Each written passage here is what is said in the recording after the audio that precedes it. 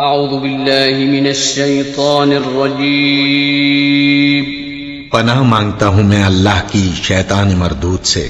بسم اللہ الرحمن الرحیم شروع اللہ کا نام لے کر جو بڑا مہربان نہایت رحم والا ہے۔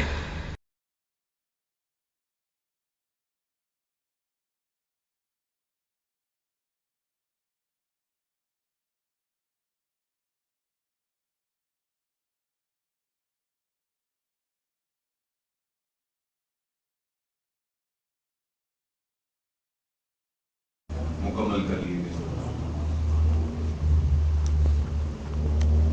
آج کی منزل کا آغاز سورہ نحل سے ہوا جو مکہ المکرمہ میں سرکار دو عالم صلی اللہ علیہ وسلم کی ذات ببرکات نازل کی گئی۔ ارشاد فرمایا، اے محبوب العالمین علیہ السلام، ہم نے اس طرح کی بہت ساری آیات یعنی کہ اپنا القاء اپنی وحی جو ہے آپ سے پہلے بھی اپنے نیک بندوں پر کی ہیں، آپ پریشان مت ہوئیے۔ آپ پر جو وحی کی ہے وہ اللہ نے کی ہے، اور اللہ تو وہ ہے جو خالق کائنات ہے، جو زمین کا بھی مالک ہے اور آسمان کا بھی مالک ہے۔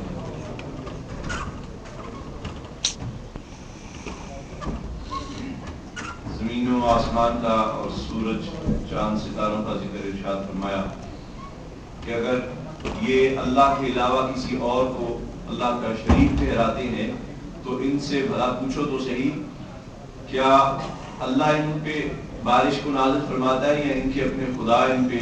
بارش نازل فرماتے ہیں؟ کیا اللہ ان کے لیے کائنات سے زمین کا سینہ چیر کر ان کے لیے ان کو غلہ مہیا کرتا ہے یا ان کے اور دیوتا ان کو غلہ یا اناج مہیا کرتے ہیں؟ شہد کی مکھی کا ذکر آیا اس میں کہ اللہ رب العالمین نے اس کو ایسی حکمت سکھائی، ایسی تعلیم دی کہ مختلف پھولوں پر مختلف پھلوں پر وہ بیٹھتی ہے اور وہاں سے رس چوستی ہے، اور اس کے بعد اپنے گھر میں جا کر درختوں کے اوپر یا پہاڑوں کی چوٹیوں پر جا کر وہ اس کے پیٹ سے جو مادہ نکلتا ہے وہ تمہارے لیے بہترین چیز ہے پینے کی، اور اس میں اللہ رب العالمین نے تمہارے لیے شفا رکھی۔ شہد کی مکھی کے بارے میں الشفاء بتعریف حقوق المصطفیٰ صلی اللہ علیہ وسلم ایک کتاب کا نام ہے جس کے رائٹر ہیں قاضی ایاز رحمۃ اللہ تعالی علیہ۔ وہ فرماتے ہیں کہ شہد کی مکھی سے کسی نے دریافت کیا، پوچھا کہ تم کبھی کھٹے پھولوں پہ بیٹھتی ہو، کبھی میٹھے پھولوں پہ بیٹھتی ہو، کھٹے پھلوں پہ بیٹھتی ہو، کبھی کوڑے پھلوں پہ بیٹھتی ہو، مختلف قسم کے پھول ہے، پھل ہے جن پہ تم بیٹھتی ہو، کسی کا ذائقہ ترش ہے، کوئی کڑوا ہے، کوئی میٹھا ہے، کوئی پھیکا ہے، لیکن جب تم اپنے پیٹ سے ایک رقیق مادے کو نکالتی ہو تو وہ شہد بن جاتا ہے۔ وہ اتنا میٹھا ہوتا ہے کہ کوئی بھی دنیا کی مٹھاس اس کا مقابلہ نہیں کر سکتی۔ تو معاملہ اور ماجرا کیا ہے؟ اس نے کہا کہ دراصل جب میں سارا رس اکٹھا کر لیتی ہوں، کھانا پینا کھا پی کے جب اپنے گھر پہ پہنچتی ہوں تو جو اپنے پیٹ سے میں نکالتی ہوں جس کو تم شہد کہتے ہو، اور اللہ کہتا ہے کہ اس میں موت کے علاوہ تمام بیماریوں کی شفا میں نے رکھ دی ہے، جب میں اپنے اس گھر میں بیٹھتی ہوں تو میں اللہ کے نبی پر صلاۃ و سلام پڑھتی ہوں جس کی وجہ سے وہ میٹھا ہو جاتا ہے۔ سبحان اللہ کی آواز کم نہیں ہے، سبحان اللہ۔ کیونکہ لوگ دور دور بیٹھے ہیں، انہیں یہ ڈر ہے کہ بھی قریب آئیں گے تو پھر لائن میں لگ کے سلام لینی پڑے گی، تو بہتر ہے کہ سلام لینے کی بجائے دور سے نکل جائیں گے۔ صحابہ کی سنت ہے، اگر صحابہ کی سنت زندہ کرنا چاہتے ہیں تو آپ اور قریب آ جائیں۔ حضور علیہ الصلوۃ والسلام کے قرب و جوار میں صحابہ کرام حلقہ بنا کے بیٹھتے اور آپ ٹیک لگا کے بیٹھے ہوئے۔ میں نے بھی تراویح 20 ہی پڑھی ہے اور آپ کے سامنے پڑھی ہے جہاں سے میں ہل بھی نہیں سکتا تھا۔ اچھا، مجھے اگر وضو کرنے کی بھی ضرورت پڑے تو میں تب بھی یہیں پہ بیٹھا رہوں گا کہ عوام کی لوٹی امام صاحب کا وضو ٹوٹ گیا تو ہمارا بھی ٹوٹ سکتا ہے۔ تو شہد کی مکھی نے کیا جواب دیا؟ اے قاضی ایاز، میرا رقیق مادہ جو میرے پیٹ سے نکلتا ہے وہ اس لیے میٹھا ہو جاتا ہے کہ جب میں وہاں پہ بیٹھتی ہوں تو حضور علیہ الصلوۃ والسلام پر صلاۃ و سلام بھیجتی ہوں، جس کی وجہ سے اللہ تعالیٰ اس کو میٹھا فرما دیتا ہے۔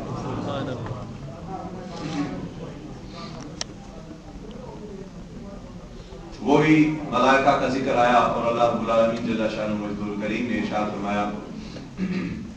کہ جب ہم نے انسان کو خلق کیا تھا اور ملائکہ کو حکم دیا تھا کہ اس کے سامنے سجدہ کرو، تو تمام ملائکہ نے سجدہ کر دیا، لیکن ابلیس نے سجدہ کرنے سے انکار کر دیا۔ کیوں انکار کیا؟ کیونکہ وہ اپنے آپ کو افضل و اعلیٰ سمجھتا تھا۔ وہ کہتا تھا کہ آدم کو مٹی سے بنایا گیا ہے اور مجھے آگ سے بنایا گیا ہے، مٹی کا کام نیچے جانا اور آگ کا کام آسمان کے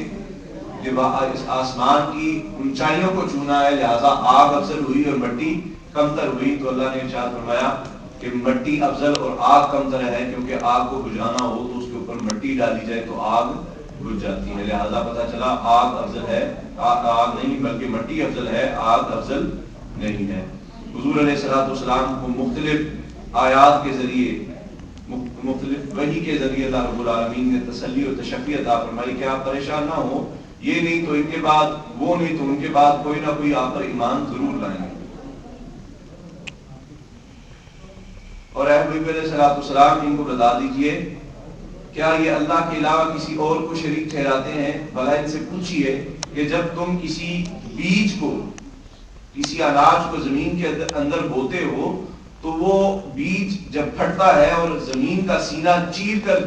جس کی طرف وہ اشارہ کرتا ہے وہ ان کا پروردگار ہے یا یہ بت ان کے پروردگار ہے؟ یعنی کہ جب بھی آپ کوئی چیز بوتے ہیں تو اس کی کومپل جیسے ہی زمین کا سینہ اس کی چھاتی پھاڑ کے نکلتی ہے تو اللہ کی طرف اشارہ کرتی ہے، وہ بھی اللہ کی وحدانیت بیان کرتی ہے کہ اللہ ایک ہے۔ اور تم نے اے انسان مجھے زمین کے نیچے دفن کر دیا تھا، لیکن دیکھ اللہ سب سے بڑا ہے جس نے مجھے پھر نکال باہر کیا، اور میری وجہ سے اللہ رب العالمین تمہیں بے شمار اناج اور پھل عطا فرمائے۔ زمین و آسمان کا ذکر کیا اور مختلف واقعات اس میں آئے ہیں، لیکن اگر وہ بیان کرتا چلوں تو پھر بات بڑھتی چلی جائے گی۔ صبر کی تلقین کی کہ ایمان والو اللہ سے اور نماز سے صبر حاصل کرو اور اللہ رب العالمین سے ڈرتے رہو جیسا کہ اس سے ڈرنے کا حق ہے۔ خنزیر کا ذکر آیا، وہ خون جو بہتا ہوا ہے وہ حرام ہے، خنزیر حرام ہے، اور وہ جانور حرام ہے جس پر اللہ کا نام نہ لیا جائے اور اس کو ذبح کر دیا جائے۔ ایمان والے وہ ہیں جو اپنے لباس کو پاک اور صاف رکھتے ہیں اور اللہ سے ڈرتے رہتے ہیں۔ ایک یہاں پہ ایک مسئلہ میں عرض کرتا چلوں، میں جب بھی کوئی مسئلہ بیان کرتا ہوں یا کوئی بات کرتا ہوں نا تو اس سے مراد میری یہ نہیں ہوتی کہ میں نے کسی اسپیسیفک آدمی کو نشانہ بنا کے اس کے اوپر میں نے یہ انگلی اٹھائی ہے۔ میں سب کو کہتا ہوں، بلکہ سب سے پہلے میں اپنے گریبان میں جھانکتا ہوں اور اپنی ذات کو کہتا ہوں کہ ایمان تیری کیا حیثیت ہے، تو بھی خود اس پہ عمل کرتا ہے یا نہیں کرتا، لوگوں کو بتانے سے پہلے۔ بہت سارے احباب جب آتے ہیں مسجد میں تو خصوصاً فجر کی نماز میں یا عشاء، یہ دو نمازیں ایسی ہیں، فجر یا عشاء کی نمازوں میں وہ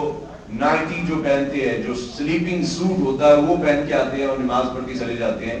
اللہ کی بارگاہ اتنی کمتر اور گئی گزری نہیں ہے۔ جب تم ہوم آفس جاؤ انٹرویو دینے کے لیے یا ڈرائیونگ لائسنس لینے جاؤ تو تب آپ جناب 3 پیس پہن کے جاتے ہو اور ٹائی لگا کے جاتے ہو، لیکن اللہ کی بارگاہ میں جب آؤ تو پھر تیار ہو کے آیا کرو۔ اللہ کی بارگاہ میں آنے کے لیے اسپیشل سوٹ ہونا چاہیے، اسپیشل لباس ہونا چاہیے جو اللہ کی بارگاہ میں آ کے دکھایا جائے کہ اے پروردگار عالم، میری تو یہ بات نہیں تھی، یہ تو نے مجھے عطا کیا تو میں پہن کے تیری بارگاہ میں آیا، نہ کہ ایک ہلکا سا پاجامہ پہنا ہو اور اس کے اوپر ٹی شرٹ پہنی ہو اور اس کے بھی بٹن کھلے ہو، گریبان سارا کھلا ہو۔ اور دوسرے احباب جنہوں نے شلوار بھی جو پہن کے آتے ہیں ان سے بھی گزارش ہے کہ اپنا گریبان ذرا خدا کے لیے بند کر کے آیا کریں۔ ہمارا جن کی داڑیاں ہیں ان کے لیے اگر گریبان کھلا بھی ہو تو ان کی داڑھی ان کے اس سینے کو جو ننگا ہوتا ہے، جو حصہ ننگا ہوتا ہے گلے کے نیچے، ان کی داڑھی جو بڑی داڑھی والے لوگ ہیں ان کی داڑھی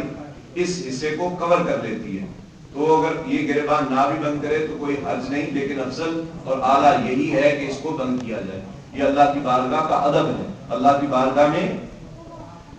بارگاہ میں ڈرتے ہوئے آؤ اور ڈرتے ہوئے چلے جاؤ۔